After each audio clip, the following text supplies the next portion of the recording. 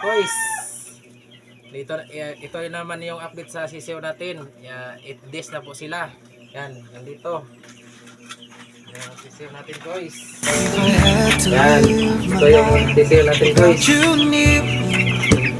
Guys. Yan.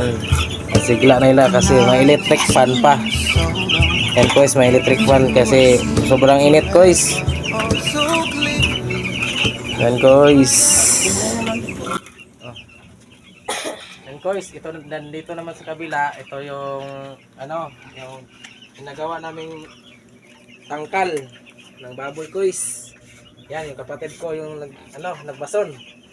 Yan yung kampitero namin ngayon. Mason na yan ngayon, masunurin.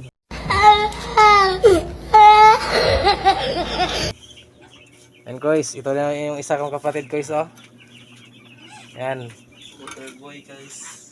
Yan guys, ito yung kasi mga next day bili na tayo ng baboy guys. Yan, baktin pala. Yan, ito kapatid ko. Yan.